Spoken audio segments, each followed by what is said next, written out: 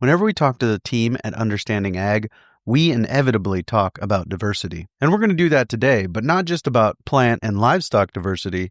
We're also going to talk about the benefits of having wildlife diversity. How many people want to manage their ranch or their farmscape just for one species in a very linear, almost a monoculture, just like corn or soybeans? And in the 6-3-4, every part of the 6, the 3, and the 4, the common theme is diversity. Well, why not have wildlife species as part of your diversity in your operation if you're regenerating your soil? We'll also talk to them about how to attract that diversity. And there's species that have different requirements throughout the year. What's important for ringneck pheasants in January is different than it is in May and June when they're hatching their chicks.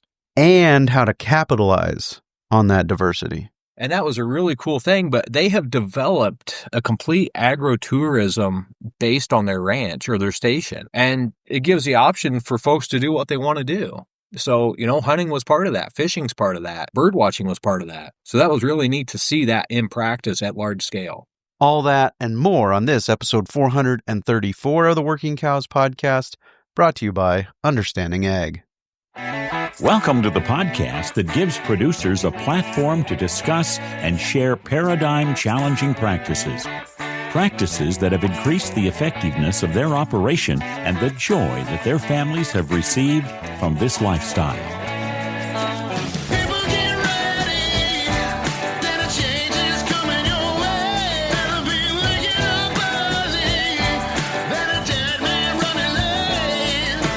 Howdy, everybody. It's Clay Conry, host of the Working Cows podcast. Very excited to welcome back Jeremy Sweeten and Kent Solberg, and we're going to talk to them about wildlife diversity. How do we build the habitat that attracts it? How do we capitalize on it? Some of the challenges that come with it, and how do we make sure that it is one of those compounding and cascading positive effects on our operation. But before we do that, let's hear a word from our sponsor today, the Soil Health Academy. We've been fortunate to feature some of the world's leading regenerative ag and adaptive grazing experts on our show, and many of those experts are farmer-rancher instructors for the nonprofit Soil Health Academy. This year, you'll have several opportunities to experience and profit from attending one of their remarkable on-farm schools and workshops. Whether you're interested in learning more about diversifying corn and bean rotations to increase profitability, merging multi-species and marketing, grazing on the high plains and in northern environments, regenerative farming and ranching, or enhancing profits and production in your beef or dairy operation, the Soil Health Academy has a school for you. One of the best investments you can make is in yourself, so visit www.soilhealthacademy.org to learn more and register.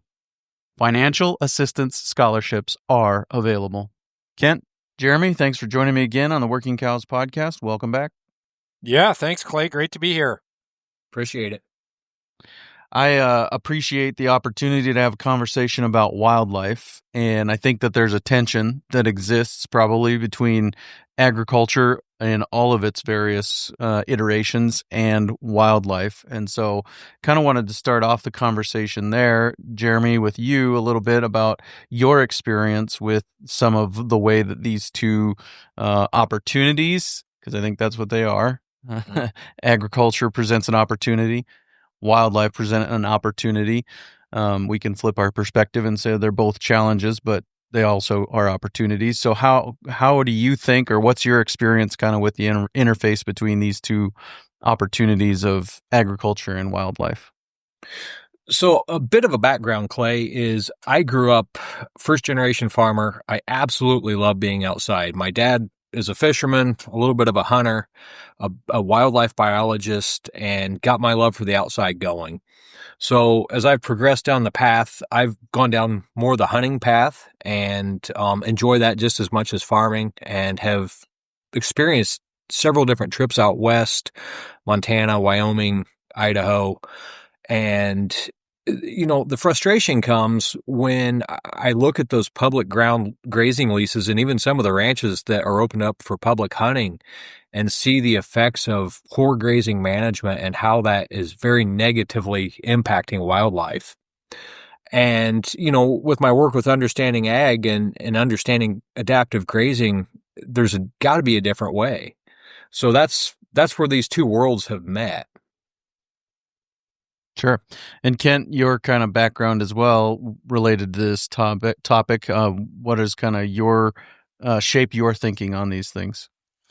Yeah, it started many, many years ago, high school even, in a rural community in North Dakota, and watching this tension between the conservation world, or the wildlife, the hunting world, if you will, and agriculture. And it was almost this unwritten rule that the two shouldn't meet, that they're not possible to have both on the same acre at the same time. And I really questioned that, and I don't know why, I just did, and began this quest that's brought me to, over 40 some years later to today, wondering if that's the case. And I think through the 634 that we teach at Understanding Ag, we can have both. We can have profitable agricultural operations, whether that's cash grain or livestock or just livestock, whatever, and wildlife at the same time, along with a host of other benefits. And so, that was my background a bit on that. Sure. And in your mind, Kent, what are some of the things, and Jeremy, you can jump in here too, but what are some of the things that contribute to that wildlife habitat that's going to be conducive to, or attractive to them? To the wildlife themselves, is that what you're saying? Yeah. So let's maybe back up. I want to back up a little, and a little background on just what is wildlife habitat. And at its base, it's food, water, shelter or cover, and then space. And each species has its own set of requirements. There are some overlaps, like whitetail and turkeys, just for example, quite a bit of overlap there. There's some overlap between sharp-tailed grouse and prairie chickens, just as another example, but there's no such thing as truly, quote, wildlife habitat. We have habitat for maybe a guild of species like grassland birds or coniferous forest birds or alpine meadow, species or whatever, but each has that differing requirement. Mule deer and whitetail, for example, have different habitat requirements, even though there's some overlap there, And then we've got things like Canada geese, which do extremely well on a golf course or a city park. And most people, by a broad definition of wildlife habitat, wouldn't say that that's wildlife habitat. Yet it is. The geese thrive there. A garbage dump in the city municipal sewage pond are habitat for herring gulls, and most people wouldn't consider that habitat. So, it's understanding that there's all these differences. And then you got coyotes and whitetails that have adapted extremely well in municipal areas like big cities like Minneapolis, St. Paul, Sioux Falls, Omaha, Nebraska. They're living right there with everybody else right in these suburban backyards. And so we got to be a little careful there, with that term. And I want to be a little careful as we go forward. But they need those things, and they also need this mix, this mosaic. And in the wildlife world, they call it habitat heterogeneity, but it's a mixture of the height, density of the plants, and then the diversity of species out there. That's going to offer some of the greatest species richness. And species richness is kind of an indicator of the health of the land. And I would go so far as to argue that wildlife species richness is directly tied to soil health. We know from our work at Understanding Ags and with others that soil health drives plant nutrient density, and nutrient density is the food. So if you've got high quality food, there should be a response from the wildlife for that. So that's a biggie. Kent, one thing I would add is, how many people want to manage their ranch or their farmscape just for one species and a very linear, almost a monoculture, just like corn or soybeans. And in the 634, every part of the 6, the 3, and the 4, the common theme is diversity. Well, why not have wildlife species as part of your diversity in your operation if you're regenerating your soil? And that's what the pioneers of regenerative agriculture were talking about, is the loss of biodiversity, right? That we're losing biodiversity. That's a symptom of an unhealthy ecosystem. And so then flip that on its head, when we start to regenerate that ecosystem, then the biodiversity comes back, and it's not just plants, it's not just microorganisms, it's macrofauna, megafauna, all these things come back and are more plentiful in their presence. Yeah. Grassland bird species have been a big indicator. There's a bunch of research that's been going on that we've been a part of the last few years, and those peer-reviewed publications are being developed literally as we speak here, looking at the response of these bird species, not only just numbers of individual species, whether it's ring-necked pheasants or meadowlarks or whatever, but also the species richness tied to regenerative ag. And the data is pretty strong, saying that there's a definite relationship there. And we've known for years, I mean, people have written for 80 years, maybe more, that wildlife's an indicator of the health of the land. But we have learned that some of these species are far more sensitive to some of these, to some of the management that's going on out there, either positive or negative. And so the grassland bird species, I keep bringing it up because it's been a big one in the wildlife press, and it's a big one where most of our ag takes place. They're very sensitive to what's going on out there. But the cool thing is, when we start applying the principles of regenerative ag, of adaptive grazing, almost across the board, the producers we work with will tell us that's one of the first things they notice. There's all these birds they've never seen before. People tell us, yeah, I learned what a bobolink was. I didn't know what a bobolink was. I learned what an upland sandpiper. I didn't know what an upland sandpiper was. All these things started showing up. They had to go get a bird book to figure out what some of them were, and they're pretty excited, or talk about their calves going in a cover crop or whatever and being startled by pheasants taking off, or them being startled by pheasants taking off out of the cover crop. And so excellent indicator. Insects are another one, especially predatory insects like spiders and walking sticks and things like that. They're just responding to this huge prey base that's under them. And so when you have a lot of, just say, predatory insects, it's just an indicator there's a lot of things clicking, and it goes all the way back to the foundation of that, which is healthy soil.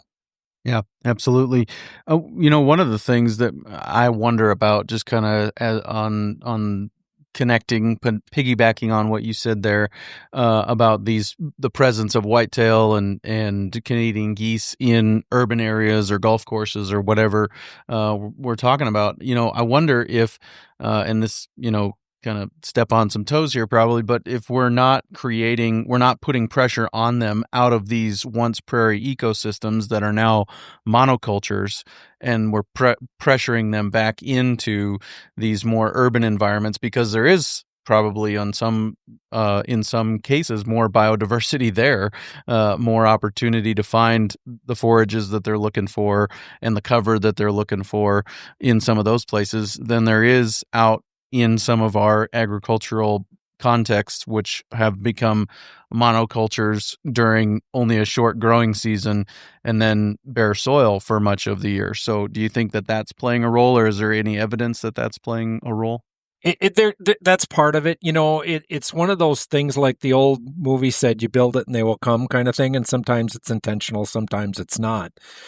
Some of these species, like whitetails or Canada geese or robins or crows or whatever, they're more habitat generalists. They're not as specific as, say, like a bobolink, a meadowlark, a prairie chicken, sharp-tailed grouse, and others are far more sensitive to those things. We've got whitetails in, farm country, on range land. We've got them in the city. I think the amount of, then it's a lot of times it's a population management thing. If the greatest thing they have to worry about in the metro area is, a Ford or a Chevy, and having a collision with one of those versus, a 270 bullet out on somewhere where hunting is common, those things play a role also. Plus the different dynamics, if there's, large predators like northern Minnesota or Wisconsin or western Montana, Idaho, we're dealing with grizzlies and cougars and wolves and things like that.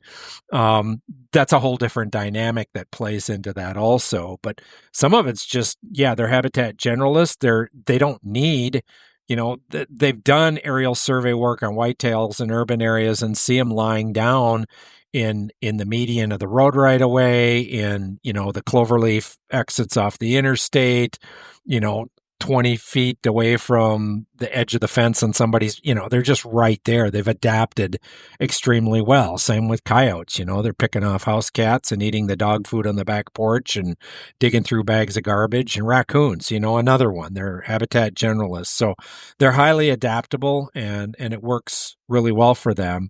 The habitat specialist is where this gets really cool. And that's where we really see from regenerative ag some of the very, very positive things show up. And so many of our producers get excited. They'll tell us they haven't seen this, that, or the other thing here for years and years and years. So, and Jeremy's got some good stories of a ranch he's been working with in Montana on the response, not only wildlife, but even fish. Stream fishery that's happening. And this operator has been doing an excellent job since he purchased this property of keeping track of some of these changes. Yeah. Jeremy, is the fish increase about limiting the riparian impact, or what? How is that playing out? So the gentleman, and I'm going to put a short plug in here for Soil Health Academy, and we can talk about that a little later, but we're going to have a Wildlife Soil Health Academy on this ranch near Manhattan, Montana in June. And, the landowner will talk about when he quit applying commercial fertilizer, that's when the trout reds started to dramatically increase in the streams. And so I think it's a pretty unique tie to regenerative ag and an improvement in wildlife habitat. It's almost a linear effect. And that was pretty cool to hear. But, he also talks about having 50-some songbird species. He's an avid bird watcher. And having just a dramatic increase in songbird species. Our own farm, as we've been adaptively grazing, we've seen a dramatic increase in bobolinks and meadowlarks, and we have the easternmost huntable population of sharp-tailed grouse. And so we have a sustainable sharp-tailed population that we actually can open our farm up to public land hunting, which is pretty cool. I mean, that says something that there's a sustainable population there because of the way we're managing. Let's take a quick break and hear a word from our sponsor today, Understanding Ag. As farmers and ranchers, we've all heard pitches from ag consultants about the next great new product that will increase our yields, pounds, or animal performance. And each of those silver bullets comes with a price tag that you pay year after year, taking more money out of your pockets and putting it into someone else's. Our friends at Understanding Ag aren't out to sell you anything, but the knowledge to grow healthier soils, plants, animals, and profits. Their goal is to help you become your own best manager, a short-term client, but a long-term friend and partner on the road to regeneration. If you're still waiting for that next year that's going to be better, maybe it's time you give Understanding Ag a call. Check them out at understandingag.com. I know you'll be glad you did. Kent, one of the things that you mentioned early on was this myth of exclusivity that they just can't meet the agriculture, the livestock, and the wildlife. You're going to have exclusivity of those areas, and it's one or the other. It can't be both. Can you talk about how you've seen that to be proven to not be true, and how we go about making sure that we're doing it in a way that fosters more of that relationship?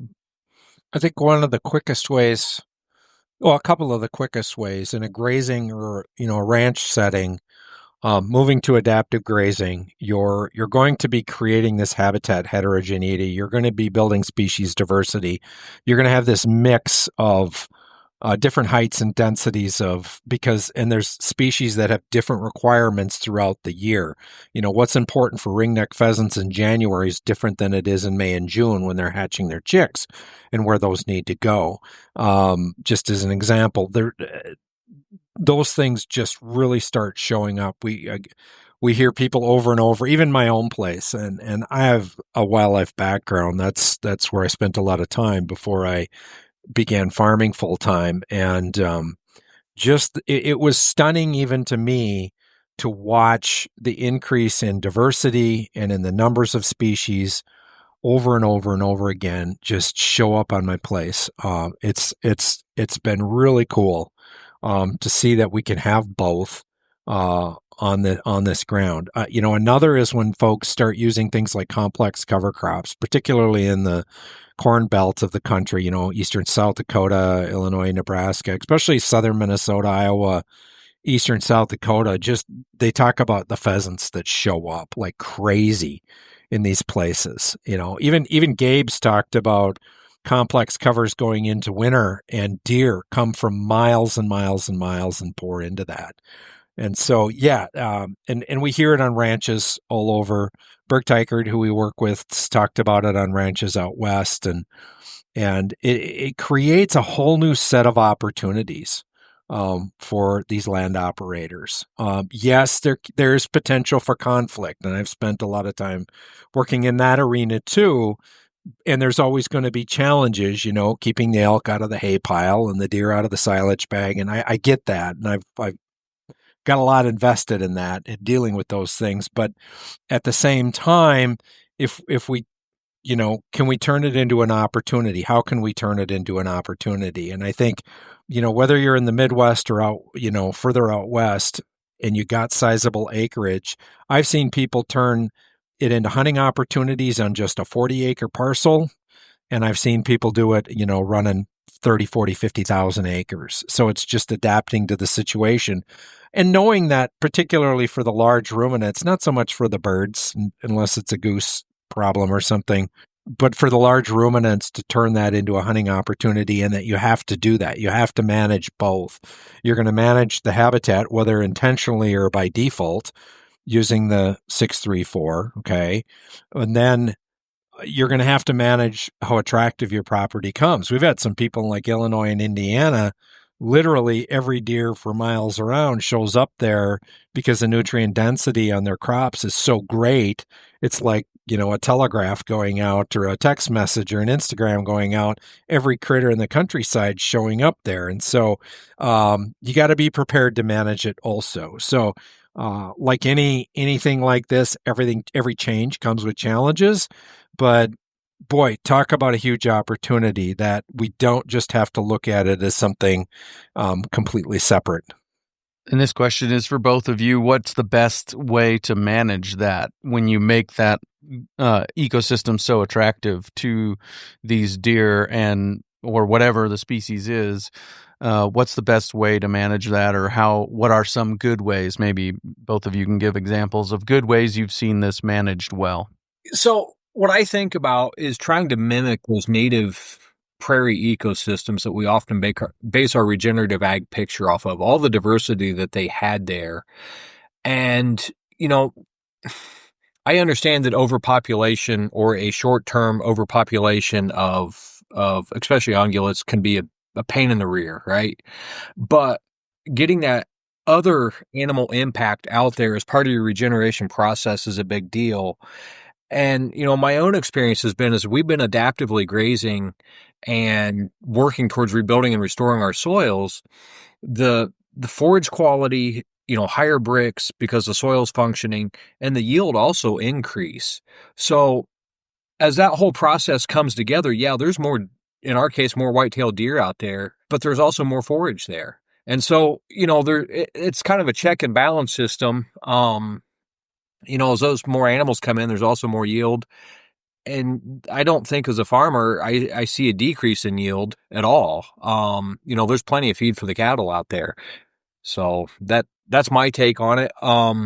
My friend in Montana, where the Soil Health Academy is going to be, bought an overgrazed ranch. It was golf course from cattle, and all the acreage was, the cattle were turned out on it. It was grazed to the ground.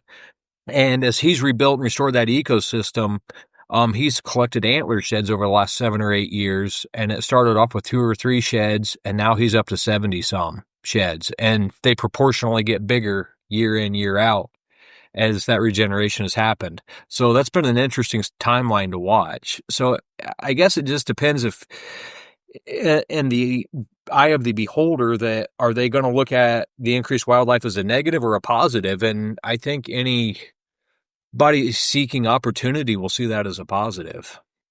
Yeah, right. You can be, the victim mentality, right? You can become a victim of the wildlife if you want to, but you can also look at it as an opportunity.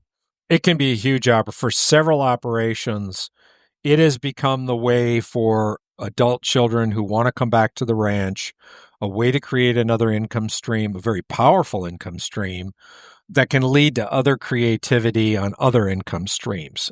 Hunting seasons aren't 12 months out of the year, okay? But what else can you turn that? Can it be access to fly fishing? Can it be bird watching?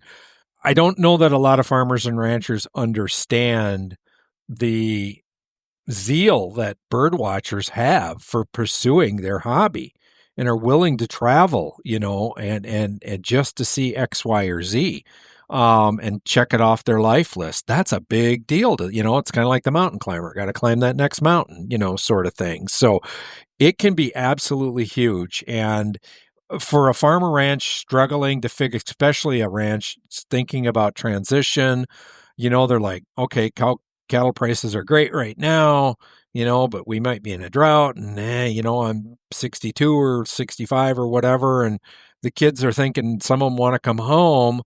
What can they put together, with this? How can we leverage some of these opportunities, which with the ungulates, you're going to want to do some management, okay? And you're going to have to get a little creative. And there's folks, I've worked with farms and ranches figuring out how to leverage these opportunities within the context of their operation in the past. I worked with one guy one time. He had an apple orchard, and he was literally getting overrun with deer. And he wasn't necessarily looking for an income stream, but he turned it into a managed opportunity. He put these, the big box stands on each of the four corners of the 40 acres. He set up some specs on what you had to do if you truly wanted to hunt there. And it worked fabulously for him, and it created some opportunity. To come at it from the wildlife conservation side, there's a lot of concern that they've plateaued on their hunter numbers. And there's even concern in a lot of the outdoor recreation community that there's declines in numbers just because of our change of demographics in society, the family structure, access to other competing interests and opportunities, blah, blah, blah, blah, blah. But they always come back to having access for folks to go participate in some of these things, whether it's fishing, whether it's hunting, whether it's bird watching, whatever, is often a big thing. And yes, we're blessed with public land and a lot of public land in parts of the country here, but that doesn't answer all the opportunity. And sometimes those acres are, pretty jam-packed at certain times a year. So having other opportunities can remove some of that pressure from that public land, and create some very unique and positive opportunities on private land. And we were just having a conversation the other day about what to do, with all these animals, especially like deer. And it's like, build some goodwill in the community. Have a drawing for a youth only. A lot of states have these youth only or early youth deer hunts now. And sometimes you can only take antlerless, sometimes it's either sex, whatever, it doesn't matter. Work within the context of your state regs and offer a drawing for this, knock it out of the park opportunity for some 12, 13-year-old, 11-year-old kid to come out and take their first deer or two or three that's available in some parts of the country. You're going to get some management done that you want.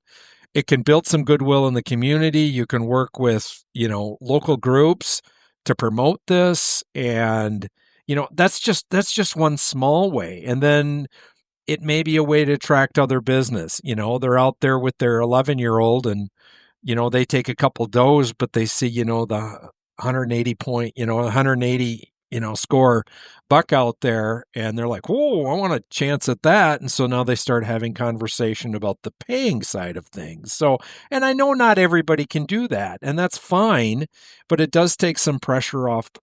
It helps spread that pressure out. One of the biggest problems we have in dealing with deer populations in agricultural parts of the country is hunter access. And so let's leverage this a little bit, whether it's you simply want to just deal with numbers or you want to turn it into an income producing stream to at the scope and scale that can bring one of your adult children back in the operation, let's explore those options. Let's make it happen. But it truly does create other opopportunities. Yeah. Could I add a little bit more to that? I'm going to put a 180-degree spin on this, Clay. Kent and I had some conversation late last week, and, ranching and farming can be stressful. And as consultants, we often spend a lot of time working on the human dynamic, and it's not always cattle or farm ground or soil. But, if there's folks on the farm or ranch that enjoy being outside, this can be a side benefit to improve quality of life. It can be time spent with grandkids or kids. And, if the game's not there, it's a lot harder to leave the property to want to go hunting or spend time together. But if wildlife is there, then maybe you can go fishing or hunting and spend some more time enjoying what you've worked for rather than just to become a drudgery. So, that's a different angle.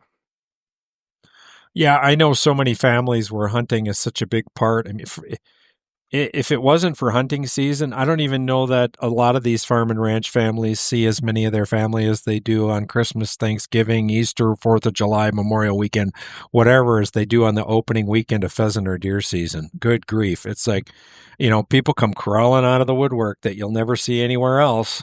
And that's where they connect again. And so it's an important part of many families and a big part of rural culture throughout the Midwest and West. Yeah, absolutely. Yeah, you talk about stacking benefits or stacking enterprises. Even that hunting enterprise, if you don't even have to do any kind of a cabin or a lodge or anything for people to stay in necessarily, but a lot of that infrastructure that might be created can also be duplicated for other things, like you said. Mm-hmm. And also, we got an episode coming up at the end of the month where we're going to talk to a guy who is doing this, and one of the groups of people that comes out to use his ranch is people wanting to take pictures, senior pictures, wedding photos, all that kind of stuff. And they pay, whatever it is per afternoon to just have the ranch to themselves to go where they want and take pictures and, within reason. And there's another one of those benefits of these kinds of things. So I had the opportunity to spend 4 years visiting a host of, we'll just call them agritourism type operations. And when it was all said and done, it's really kind of left up to the amount of imagination you have, the amount of energy you have to put into it. It's a spectrum. It's absolutely everything from the very simple to the, we do everything but brush your teeth for you, kind of a thing. It's pretty crazy. It's an endless thing, and you can start small, you can grow it. And a lot of them find a lot of enjoyment in it. Some don't. Some have said, we kind of created another monster. Everybody wants to come out and they want to sit and talk to the farmer or rancher till 3 a.m. or whatever, 1 a.m. They're on vacation. I got to get up at 5 and, I got stuff to do. And so, you got to think it through. You got to understand what people are looking for, how it fits in your location, how you're going to manage the time piece of it. But again, this is where that opportunity for that other family member to come back and be a part of this, part of the home operation and keep it going can be absolutely huge. Yep. Jeremy, do you have something on there? Yeah. So actually, I was a recipient of this last month. My wife and I went to New Zealand for our 25th wedding anniversary, and we got to stay on a 45,000 acre station that had sheep and cattle and offered hunting. But on their coffee table were booklets. Every year there's a photography class that comes out and produces a booklet for them and takes photos all over the station. And that was a really cool thing, but they have developed a complete agro-tourism based on their ranch or their station. And it gives the option for folks to do what they want to do. So, hunting was part of that. Fishing's part of that. Bird watching was part of that. So that was really neat to see that in practice at large scale. Right. Yeah. Jeremy, as you said earlier, the 634, all of them have in common diversity, comes up in all of the, elements of the 634. And so maybe it makes sense then that a diversified income stream, a diversified portfolio of business offerings is also important for the success of an agricultural business, right? Yes. It definitely builds resiliency on the financial side of things. Well, yep. and it's interesting. Go ahead. I was just going to say, it gives an opportunity for the folks that don't want to be the cowboy or the tractor driver to be fully involved with the ranch or the farm and bring a revenue income that normally isn't there in a traditional system. Yep. And it's just all complementary. You got a lot of these guys that are feeding them steaks from the ranch while they're there hunting and, oh, you want to take a quarter of beef home with you? Sure. We can do that too. And so, I mean, it just, all these things start to stack on top of each other and compounding and cascading effects. And we can keep on stacking these illustrations. But so some of the other pieces of this conversation that you think are important, what was on your mind, Kent, there? Well, let's talk about, the 3 and the 4. The 6 are the 6, principles of a soil health or regenerative agriculture, whichever you want to talk about. But a lot of this comes down to the 3 rules of adaptive stewardship, the rule of compounding, as we were just positively joking about a little there. And they're either going to be positive or negative. They're never neutral. The diversity, we've talked about that a lot. But then the disruption piece of this. And wildlife respond to disruptions. And we want our disruptions to be planned and purposeful. Because this ties into the 4 ecosystem processes, which are, again, energy flow, which is basically photosynthesis in plants, the water cycle, absolutely huge. What's one of the key elements of habitat? Water. So the water cycle is super important, and not only for aquatic species, but also land mammals. The nutrient cycle's operating properly. Our nutrient density for our forages, our feeds, our food component of wildlife habitat goes up. And then community dynamics, which is ecological succession, which is a form of diversity. And there are different guilds or groups of wildlife that fit best into different levels of ecological succession, okay? There are species like, if we've got a disturbed site and a lot of annuals, or as some people call them weeds, are coming up, that's pretty attractive to something like quail or mourning doves or something like that, versus on the other end of the extreme, old growth forest, which might be frequented by black bear or something like that, or barred owls or something like that. So, and there's everything in between, and they all fit. All these different guilds fit, and there's overlap as we go through it. But that's part of the diversity that's pretty important. So as we work towards these things, as we apply the rules of adaptive stewardship, as we build those disruptions in, if we truly are looking to add some sort of wildlife-based enterprise, whether it's photography or hunting or fishing or whatever, we can change a little bit, because our goals of we can make some tweaks to start favoring certain things maybe a little more. We don't want the pendulum to swing too far one direction. We're there now. If it's overgrazing, that somebody picked up a place, or there's no cover out there, 9+ months out of the year because we got to turn it black in the fall. That's not what we're after here. Okay, we don't want to go to that extreme, but at portions of the farm, we can do different things at different times under different intensities to maybe stimulate some of those different groups or guilds of wildlife that we want there. Okay, case in point, sharp-tailed grouse or prairie chickens, they need that dancing ground, or it's called a lek, L-E-K, in the spring, and maintaining that by some well-timed grazing type events. Wow, you put a blind up there, man, you could have people lined up wanting to sit there with their cameras and take videos and pictures all day long, because it's pretty cool phenomenon to watch this time of the year. And it can just be something to do on top of the hunting ventures that might come in the fall or whatever, on however you want to do it. And so, we as managers, we control the timing, frequency, intensity, duration, and pattern of what we do out on the landscape. So it's just starting to learn a little bit about what the different needs are of these critters, how we can tweak our management to do that, and start doing some of these things. And so, again, it's being adaptive in all that we do. Are they looking for shorter grass in those leks, or what are they looking for? Yeah, and it doesn't have to be super short, but that's and they're historical generally. So if you're going to know where they are, and they're pretty easy to find at sunup on this time of year going around. And it's not a huge area, and a lot of times it's on a knoll anyway that doesn't have heavy vegetation or something like that. But if there's brome encroaching on it, maybe you want to open it up. If it's short grass prairie out there, I don't know that you have to worry about it. So, but just, again, your context, which is one of the 6 principles, is going to dictate what we need to be doing or thinking about for our management. And again, we don't want to do it the same all the time. We want to move these things around also. That's kind of a great segue here because, this is Working Cows podcast. We haven't changed it to Working Elk yet. But, the tool that we can use are cattle. Yes. And we've seen that here. You can use a dry cow or a shortbred cow as a sledgehammer if you want to. You can really impact an area often, like a high density bison herd would have done.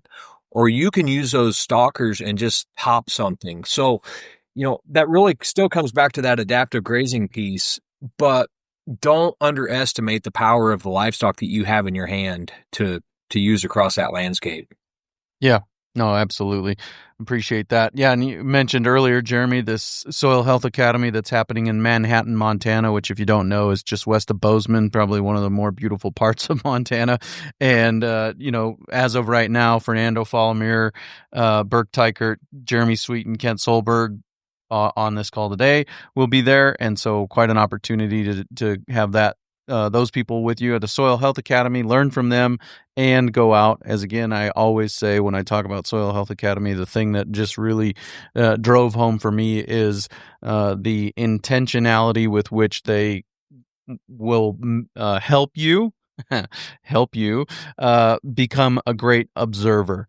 What are you seeing? What are you noticing? Over and over again, and then you just realize really there's no end to what you can notice if you know what to look for, and then you take that back on your operation and you do the shovel tests and the infiltration ring, and you take a thermometer to the surface of the soil and see what the temperature is, and you smell the root zone and all these different things that you start to realize, oh, I can see the impact of different kinds of management opportunities on different places, and then make a decision about how I want to go forward. So June 17th through the 19th, links to all that will be in the show notes page for today as well, for sure, workingcows.net/435. But sounds like a great opportunity, and to really go more in depth on some of the things we've been talking about here today, for sure.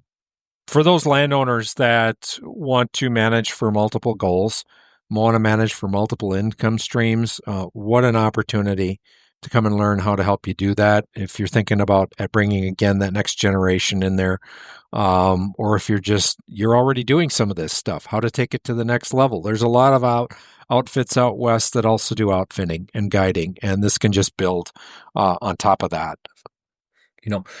And having been boots on the ground on this ranch, this is going to be for landowners and ranchers and farmers and hunters and fishermen and bird watchers. So there's irrigated acres there that are still in a crop system. There's the Gallatin River and a beautiful trout stream flowing through this property. There's going to be livestock there. We're going to have this in action. But the landowner's goal has been to grow the whitetail population, the pheasant population, the trout that are staying in those streams. When I was there consulting, the insects were almost deafening during the day of how diverse that was. Like I say, the landowner has had elk and black bears and everything else moving through, and over 50 different songbird species have been found there. So it's a very diverse operation. And it shouldn't be siloed that you have to be a conservationist or a hunter to come to this. This is going to involve all type of folks. Yeah, absolutely. Very, very cool. Very good opportunity. What else on this topic, or things that come to your mind that you think really are a big piece of succeeding with, livestock, wildlife, getting the two working symbiotically rather than against each other? So the adaptive grazing is a super large point if we're talking about a livestock operation, and using those animals to build that habitat heterogeneity. It's got to be well managed. And what an opportunity to make a positive statement for the greater public who really wonders, are cows the problem? It's like at least monthly, if not weekly, there's another article slamming cattle into the ground. And if we can have more examples out there about well-managed farms and ranches with livestock, and that people can see the positive response on water quality, bird life, pollinators, whatever, that's going to counter that. Just writing letters, editorial type letters, or firing out Instagram messages saying this is a bunch of bunk isn't going to cut it. People want to see the evidence. And the more good evidence we have of this, the stronger case we're going to have on keeping animals on the landscape, keeping livestock on the landscape, keeping livestock agriculture viable, and in the positive light of the greater public eye, because it has been in the crosshairs for a long time. And we need to be cognizant of that. And I think we can each do something for that. People want to see livestock on the landscape, but they also want to see, a healthy environment, if you will, when they're out there also. And we've demonstrated over and over again, it's not one or the other. It can be both. It's about making a choice and starting down this path. And we're here to help. Yeah. And so I would add to this. What are some of the examples of evidence that you would encourage people to keep track of, Kent? On their own place? Is that what you're talking about? Or yeah. Is that, yeah, I think that's what you were saying earlier, right? Yeah. So again, you brought up that we teach the observational skills at Soil Health Academies, and absolutely we do. Because when the scales are removed from our eyes and we start to see these things in a new light, as Don Campbell said years ago, change how the way you see things if you really want major changes. And so that seeing things in a different light are huge. And so it's putting that shovel in the ground. Not only in that row crop field, but also in the field edge that hasn't been tilled for maybe a half a century or more. And look at what does the shovel show? The shovel doesn't lie, okay? Do the ring infiltrometer. Is the water going in seconds, or is it going in minutes, or is it going in heaven forbid, hours? And we've seen it. And what's it doing? What are you seeing just when you're out there putting in step-in posts and running polywire? Are you seeing frogs? Are you seeing toads? Are you seeing, snakes? Are you seeing skinks? Are you seeing, what kind of birds are you flushing up? Spend a little time learning, some of the key birds in your area. Are there pheasants and quail back there where they haven't been? We talked to guys who all of a sudden they got quail and pheasants back on their farm. They haven't had them in over 3 decades on their place. And all of a sudden they're back and they're so excited about that. Are you seeing more deer? Are you seeing more sheds? Just don't find it with the tractor tire. That's never good. Yeah. And do you see, I'll pick on my own place. I look out my window right now and there's a corner of 3 properties that come together outside my window here. And one of the properties, it has been, quote, set aside for wildlife for a very long time, like 15 years. We rarely see anything. It's like the dead zone, man. And it's right up there with a lot of public land that allows little or no management with CRP. We've seen this on CRP acres for years. And we know the research shows that after 4 years in CRP, wildlife populations just tank after that. And I can go out and there's deer on our place. There's, pheasants, there's gray partridge, there's bobolinks, there's, all sorts of stuff using it. And it's literally right across the fence and they're going to where it's more attractive. And so being cognizant of that, taking notes, like Jeremy said, documenting all those different bird species you're seeing.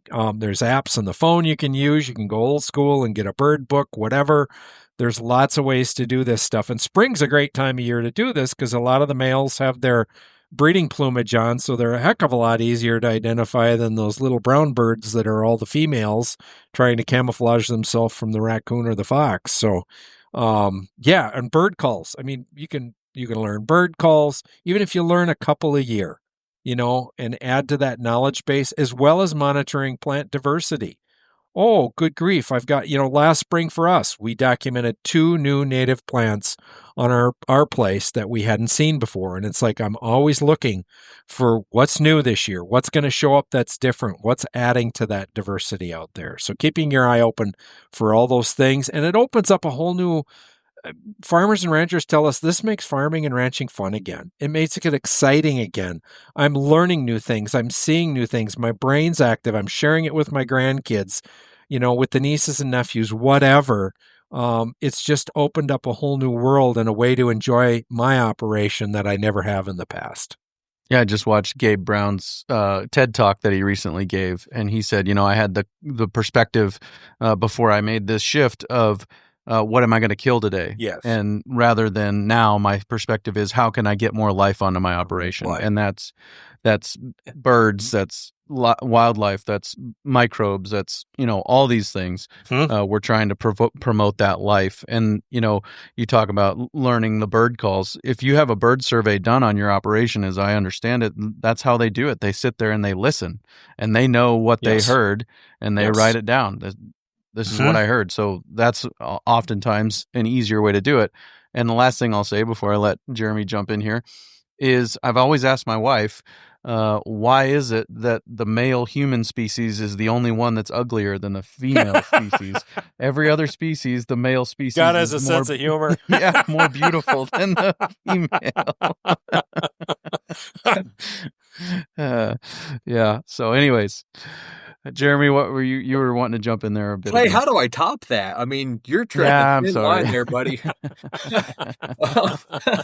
So, what you two were talking about, that's the whole thing that we've seen on our farm. And going back to Gabe talking about promoting life, is when we bought our farm, I have a series of pictures that I show in presentations that when we bought this farm in 2015, it was a hay field that was recently cut. There was no life there.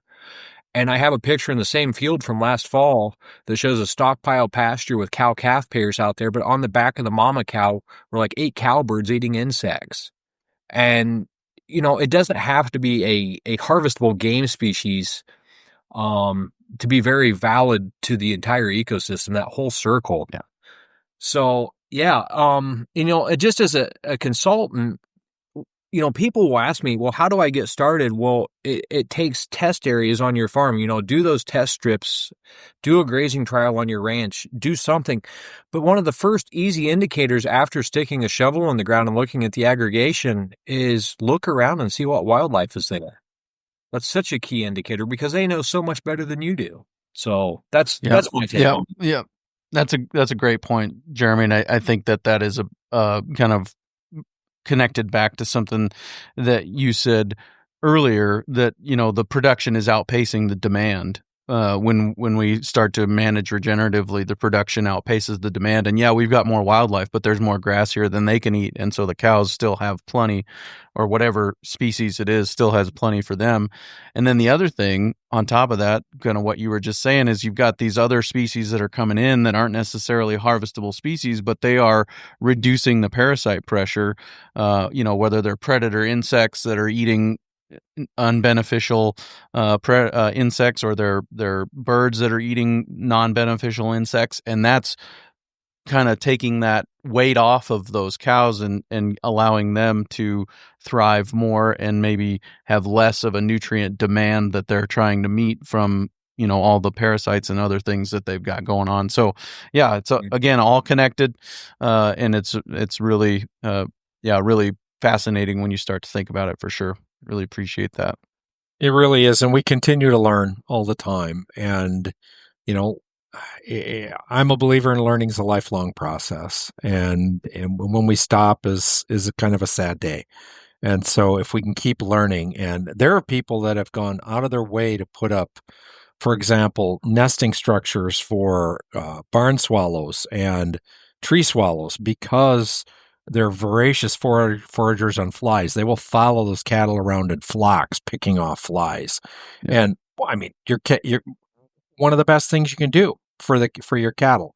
out there in the summer. And, bats are another one, eating insects, promoting simple little structures. There's simple little things we can do to promote some of this diversity that can have a whole level of enjoyment. Maybe you go out and clean nest boxes with a grandchild or a son or a daughter or whatever, or make it a 4-H project, or whatever. We can get creative with these things and create some unique opportunities that start to connect young people back to the farm and the ranch.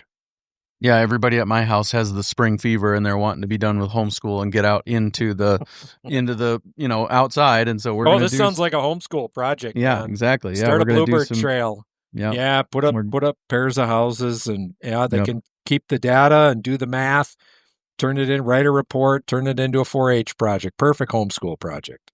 Yep, for sure. Well, gentlemen, anything else you wish I would have asked you? Jeremy, anything else you want to add here as we point towards wrapping up? I've had good conversation with Burke Teicher, and he talks about reducing the amount of linear thinking, which we've all been trained in, and thinking about everything as a systems approach. So just, when you're looking at your farm or ranch, look at it in a ecosystem circular type system and how everything is interrelated. That would be my last comment. Yeah, very good. Kent? Yeah, I would just say the 634 regenerative agriculture, adaptive grazing checks just so many boxes. Forage production, increases in forage production, increases in forage quality. We're building habitat heterogeneity. We're improving water quality. We can see positive benefits on wildlife species that a lot of them are in trouble. The populations have been declining. We're reducing our input costs, and we're increasing farm and ranch profitability, possibly even creating opportunities for that next generation and transitioning a profitable operation forward to that next generation.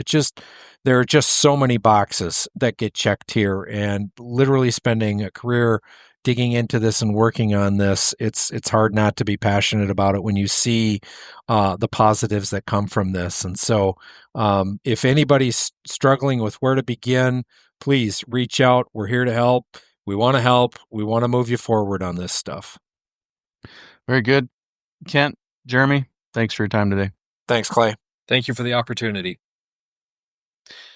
Very good stuff there with Kent and Jeremy. Really appreciate their breadth of experience and their way of communicating kind of how they have seen this work well. Just the number of acres that they get to consult on really lends credibility to what they're saying. They've seen it on so many different places over such a wide variety of different operations and seen the benefits of doing it well, and really, really just appreciate them coming on to share about that.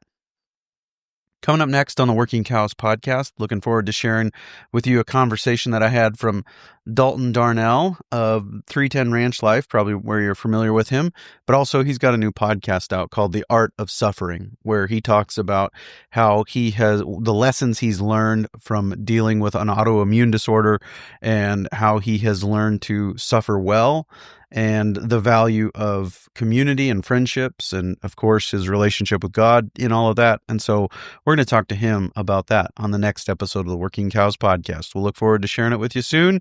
We'll see you then. We invite you to visit workingcows.net to subscribe to the show via iTunes or Stitcher. You'll also find detailed show notes pages, resources from our guests, and the industry leaders who have influenced them. For more ideas on putting your cows to work for you in a more profitable way, tune in next week.